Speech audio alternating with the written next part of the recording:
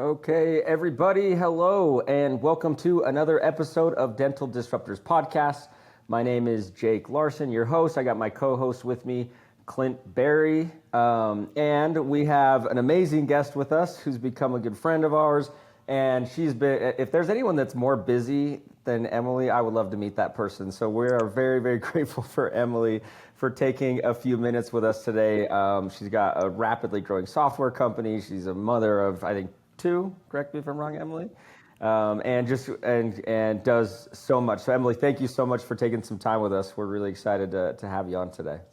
If people don't already know who Emily is, because I think that she's gaining popularity and status in the industry very, very fast. But Emily is a customer of ours on one of our products, and she's just doing some amazing things in the dental industry, especially with group practices. So to begin, Emily, I want to just give you a second to introduce yourself. Tell our audience who you are, kind of where you came from, and also give us a quick snapshot of OSDental as well. Sure, yeah.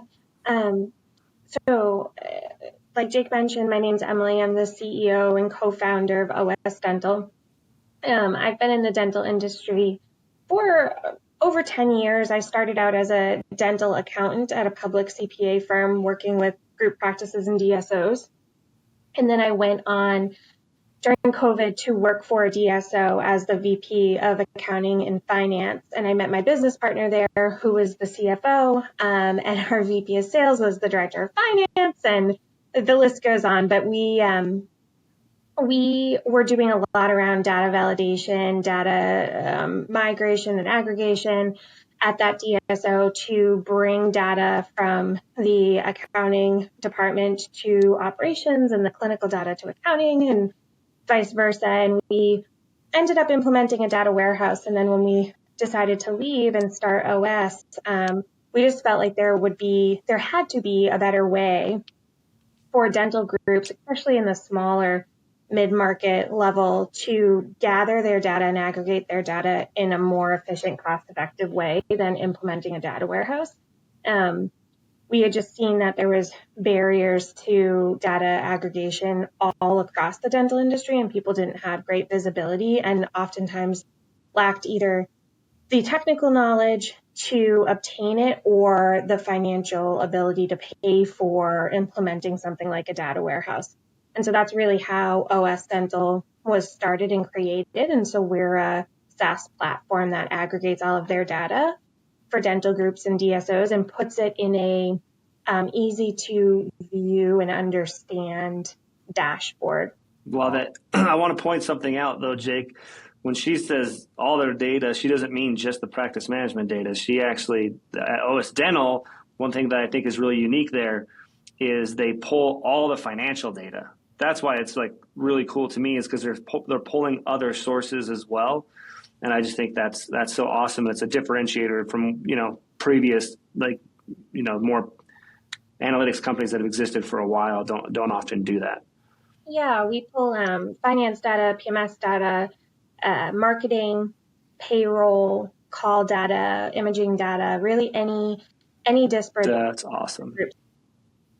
Perfect. That's so cool. That's what I love to hear. That's a great segue. So what we want to talk about today is kind of this transformation that's happened over the last couple decades of dental data and reporting, right? I remember when we were at Weave, it was sometime in the middle of that dental intelligence came out. I remember talking to one of our customers. He was actually the doctor that we first installed Weave at. I don't know if you remember that time, Clint, but he was obviously an early adopter because he let us install some unproven software at his office many, many years ago. But I was visiting him later, and he was like, "You got to see this dental intel tool," and it was like this cool new thing, right?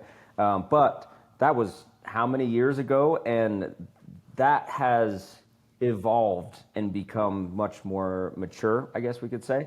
So I want to talk a little bit about that. Looking back at the early days of analytics and dentistry, you've obviously lived that, Emily. So let's talk about where data was when you first started and how you obtained that. What type of, was it all spreadsheets? and talk about how that's evolved over the 10 plus years that you've been in dental. Yeah. So it's funny because I think things have evolved quite a bit, but probably not until the last, call it 24 months. And before that, I don't think I think we were stayed in a pretty static state for a long time as far as analytics go. So one thing I find very interesting is how far behind we are in general from a tech standpoint as an industry. So if you look at something like a medical field outside of dental, they're roughly a decade ahead of us, really kind of in all areas of tech, which is very interesting. And so, I said it when we were at Dykema to someone, but we're actually as an industry pretty successful in spite of ourselves from a data perspective. So when I started, in dentistry, there really was no analytic platform at all, or very few. And so a lot of the things that we would do from a data aggregation standpoint would have to be done manually through practice management software. And why that's such a problem is because a lot of these legacy PMS systems that existed 10, 15 years ago, they were so archaic and still are so archaic that they don't have the ability to retroactively run reporting. So for example, if you try to run a AR report out of EagleSoft today, and then tomorrow try to run it for today, they're just not going to be the same numbers. And so unless you never forgot, you always had staff, you were running reports at the end of every month accurately, you were pulling data, you really didn't have anything good to work off of. And so we were pretty much flying blind, or at least flying in a static state where the data was only good for that day. And then I think you have like Dental Intel and Jarvis, Practice by Numbers, some of the earlier companies that come out, Gauge, which was ortho specific, some of these earlier platforms that came out, and it was almost like a little revolutionary from an analytics standpoint where people could start to see their data outside of a practice management software. You were able to have people like myself who would look at a practice. We could use Dental Intel, and we did use Dental Intel at the DSO I was at, but we could use that to evaluate acquisition clinical data without having to tap into their practice management software or rely on them to run their reports accurately.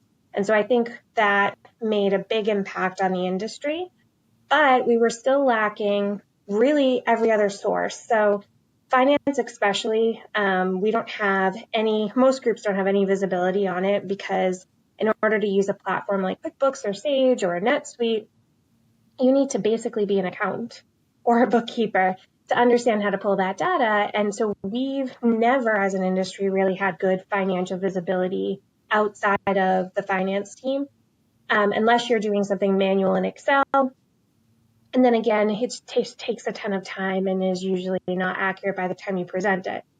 So now I think we're in this wave where everyone's realized in the last 24 months that the Dental Intels and the PBMs and the Jarvises are great, but they're not giving us full context, right? So I might know how much each provider produces, but I don't know what I paid them. I don't know what they spent on supplies or labs to make that production. So really, the information isn't overly useful. And I think as an industry, we're starting to catch on to that. And so we've started to gather different data sources, and we've started to hear data warehouse a lot more, data lake a lot more. Groups have recently, I would say in the last 24 months, really started to kind of realize that they need more. They need accurate data all the time across every source. And so we're starting to see that change, and there's new companies coming out. So you have us, OSDental, Clarify Health is a new one. There's Visio 360. So the industry is catching on to the idea that it's not just clinical that we need, it's everything. And I think that's where we currently are now. And so it'll be very interesting to see when you break that barrier down, which I think is largely financial and knowledge at this point, what groups can do with that data if they have it readily available at their fingertips. So I'm curious to hear from your perspective, who's in the trenches of this now. And obviously, you worked at a DSO. You helped develop this idea. and now are launching this product to help get this data access across for DSOs. Particular multi-location is usually who needs it, right? Getting all their data sources aggregated and building reports. Where do you feel like the biggest difficulties are and the biggest hurdles are still even in today's environment? Now that you said the last 24 months it's turned a corner and it's getting a lot better, but what are the biggest like holdups right now? So I always think that the biggest holdup with any data is what to do with it once you have it. And so we've not had data, and so that hasn't really been a problem as an industry. But now access is easier than ever and is going to continue to get easier. But if you have it, do you know what to do with it? And so I think one of the things that we specifically are really proud of and very focused on is that we will do a lot of workflow management and make sure that our end users have customized dashboards. So for example, what your front desk uses on a day-to-day basis is certainly not what your CEO needs and is not what your VP of Ops needs, for example. And so they could have one OSDental instance for their group, but all three of those users have very different user experiences and information. And so, when you target the data for the end user based on a workflow and an overarching company goal, you're able to see higher utilization in our experience, and you can really tailor the outcome of what you're trying to achieve based on the knowledge of the end user. So I think that is still a challenge for a lot of people because they have it, they just don't know what to do with it. So there's going to be a big knowledge curve, in my opinion. And that's something we're trying to build into our platform as we go so that we see really high utilization and result. I love it. I love it so much. I think it's great. I hope you're right on the data access. I know it's been getting easier and I hope it continues to get easier. But I know now with AI and the money that can be had, Dentrix, for instance, is going to do everything they can to charge to get access to that data. And it's a little bit frustrating. But I do hope, like you said, it just continues to get easier and easier. But some of the big players are like, nope. We want some of that revenue chain. You have to pay us to get it. Yep. And we face that now still with some practice management softwares. But I think the day has come where you won't fall behind if you do not catch up on the technology side. And so groups understand that it's a necessary cost. I mean, we pay for practice management software because you can't run your business without it. I think that's where we're headed with all the new technology and AI and how many people are heavily focused on it. If you can't invest in it, you're going to fall behind. Yeah, makes sense. So just got to pay to play. It's worth it, I guess. Yeah. I want to dig into OSDental a little bit right here now, Emily, because I love the context that you've created for just like the environment where we're at today, where we've been, where we are.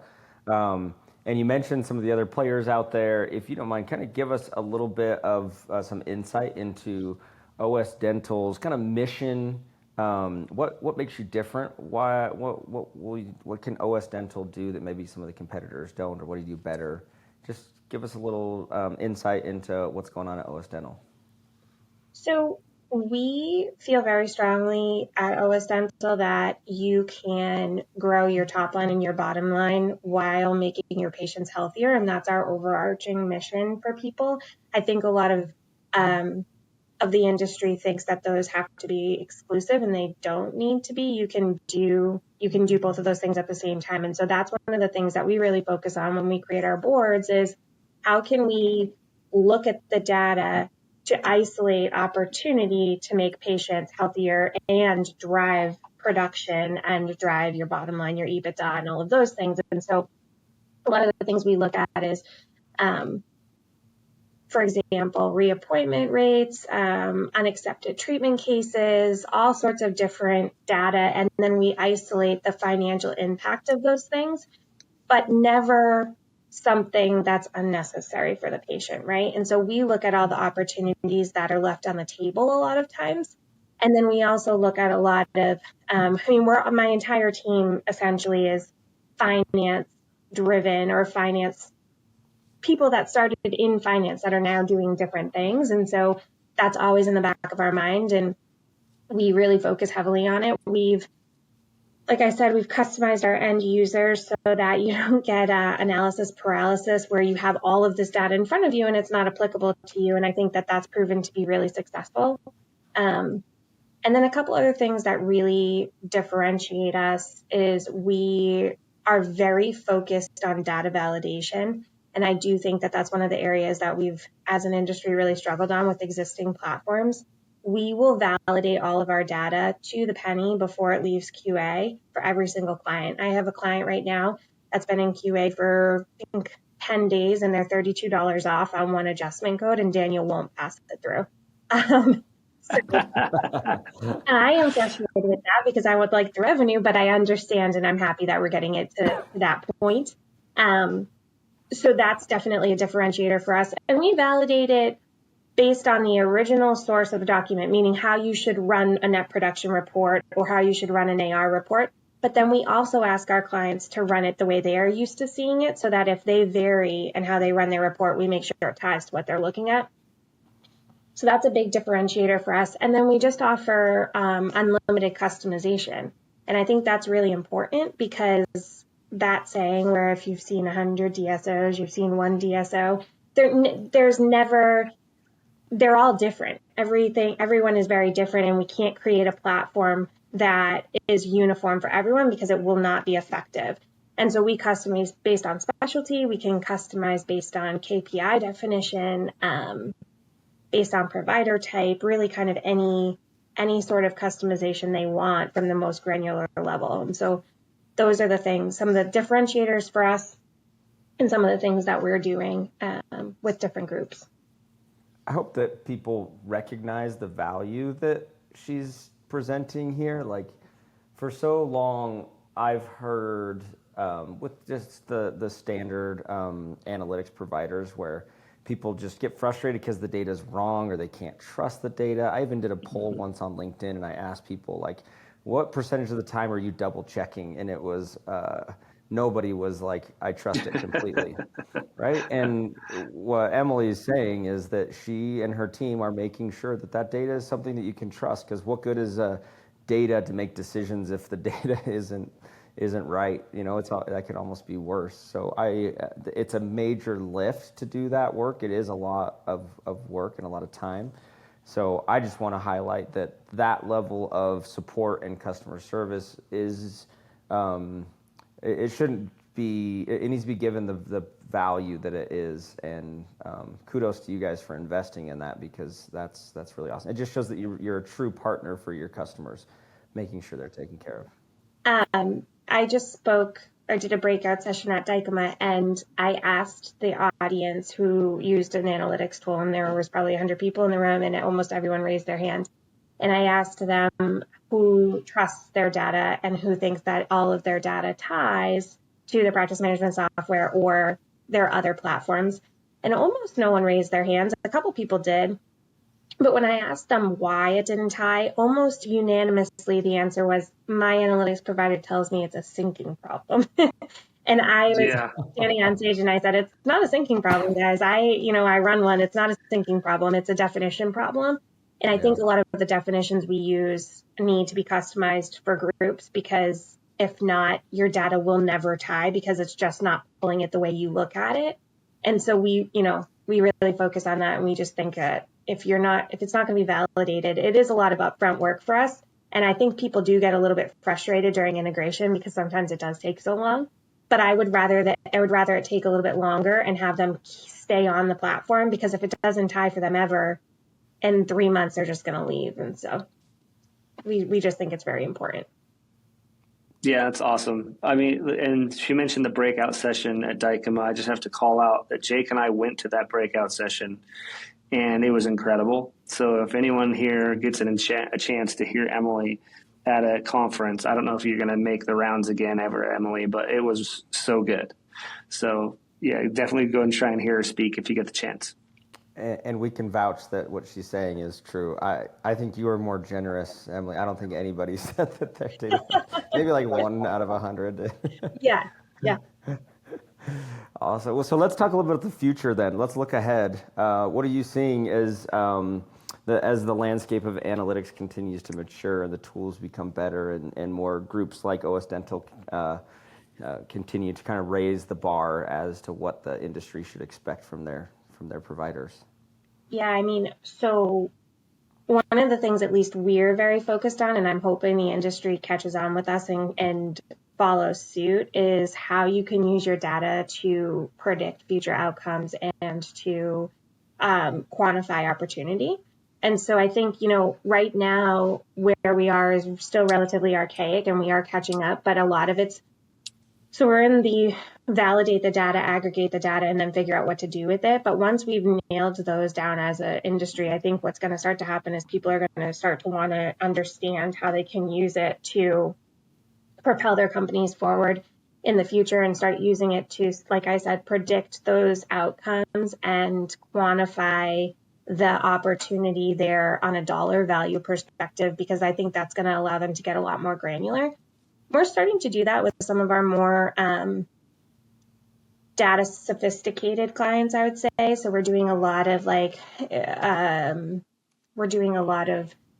different cool things like profitability by procedure code and how to look at all of the patients that came in the last year and see, like I said, what their unaccepted treatment rate was and why, and how can we realize those opportunities. And I think it starts to just get a lot more in depth, right? So right now we're just aggregating the data we have available, but if we start layering on those intangibles like workflow management in the office or equipment or chairs and how many chair utilization and all of those certain things, I think will just start to be a lot more efficient as a company. And then I think, in addition to that, we're going to start seeing a lot more automation through AI with that aggregated data. And that's something that we've been doing some really cool things with, and they're going to come out at the end of the year and into 2026. But I think with AI and all of that automation, once we aggregate it, I think we're going to see a big wave of that come through. Oh, that's cool. We got a little sneak peek of upcoming OSDental features. Yeah, that's going to be awesome. That'll be great. That's awesome. Well, Emily, this has been awesome. You've been so generous to give us some time today. So we'll wrap it up with just a couple more questions and then let you get back to validating data for all your customers. I don't validate the data. Trust me, you don't want me to. So my team does a wonderful job, but I can show you the product. That's awesome. Just for those DSOs that haven't done this, they're still just relying on the traditional kind of cookie cutter approach. What are some things that they should start to do to prepare themselves to getting something like OSDental or something, just moving into this next phase of analytics and for their organizations? Yeah, I think consistency is key, because that, garbage in, garbage out, like we can layer our product on top of any group, but if they don't have consistent reporting in what they're doing, then you're not going to be able to get the end result you want. So meaning things like, I get asked all the time, can you track referrals for us? We can track them if you put that information somewhere. Do you track it right now? And sometimes the answer is yes, sometimes it's no. But if you start to think about those KPIs that you'd want to see or things that you want to analyze and look at, it's important that you have a consistent logic going into a platform. So it could be simple as, yes, we enter when there's a referral into our practice management software in the notes, right? We can pull that data as long as it's done. And so I think getting your team in a good cadence of making sure that they're really consistent in how they report things, regardless of where it is, financial platform, practice management platform, whatever that might be. And then I think that also just evaluate your tech stack, because I see a lot of times that groups will implement technology somewhere between 30 and 70% of the way there, but they don't use the full capacity of it. So when we go in, we find a lot of cross functionality that's not being used. And so they have, say, 3 platforms and all 3 of them do one thing the same and they're only using it in one. And so you start paying for these things, and then all of a sudden your company has almost this like adverse reaction to adding a new tech platform because I don't want to continue to go into it. So I think just making sure that before you implement something 30 to 70% of the way there from analytics, clean up what you're doing right now and make sure that you're utilizing it so your team doesn't, they feel like it's something that is going to help them, not another step that they have to do. That's perfect advice. Awesome. That's going to be great. We need to highlight that one on the LinkedIn. Yeah, definitely. So, Emily, to finish, tell our listeners where they can learn more about OSDental, any way they can connect with you if they want to learn more. Give us a little snippet there before we let you go. Yep. So if anyone wants to learn more about OSDental, they can go to our website. It's osdental.io, and there's a book a demo link there, and they can book a demo with our VP of Sales, Yaz, who's amazing, extremely knowledgeable. And then I also can do demos, so you can reach me on our website too. My contact information is all there, and all of our key features and product information is there as well. And everyone can email me directly if that's what they want to do as well. Perfect. Awesome. And you'll probably find Emily at a convention near you. Yes, I have, I think, like 5 more for the rest of the year. Oh my God. Emily, you are amazing. Like growing OSDental, mother of 2, doing so much. Like hopefully people come visit you and just at least give you a hug and say everything's okay. I know you're really busy, but Clint and I were at Weave during that hyper growth phase, and it's fun, but it's tough. So I feel you.